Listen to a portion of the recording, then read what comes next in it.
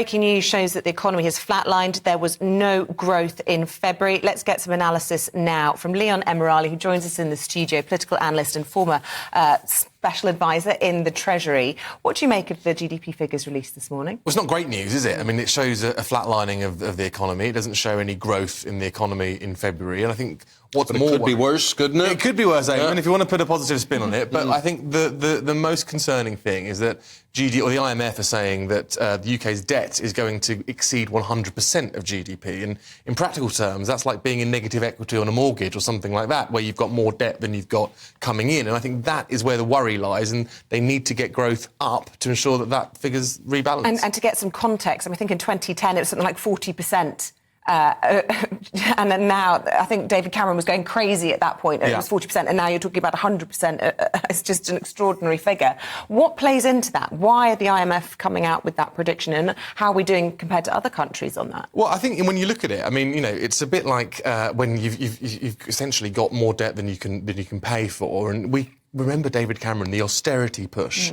That was a massive political agenda, but it seems that's just fallen by the wayside. We aren't interested in reducing the level of debt, reducing the level of spending anymore because of the political implications. Yes, there was the pandemic. Yes, there was Brexit that makes it harder to get it under control. But the UK spending globally is actually not as bad as some countries. You look at, you know, the likes of Japan, you look at the likes of Italy and Greece and those countries in southern Europe. There is a lot more spending. But I think for the UK's economy to be really growing, we need to get debt under control. Leon, I remember as a young reporter being told if there were cranes on the skyline, the economy's not doing too badly. And we see in the construction sector went up by nearly 2.5% after going down by nearly 2% in January.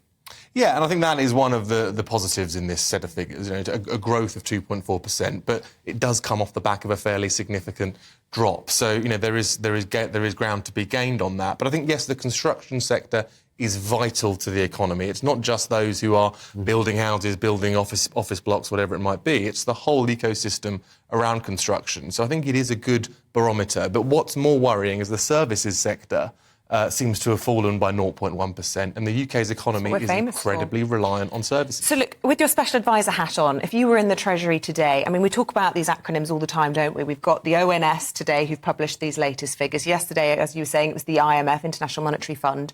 You just explain to people at home which of those institutions are respected, which of those institutions the government will be taking notice of, and which ones we should be taking notice of. Yeah, well, the ONS, so the Office for National Statistics, so they are the ones that effectively calculate these numbers. They give the government the numbers that they base a lot of their policy projections on. So they'll be working very closely with the ONS, albeit they don't always get it right.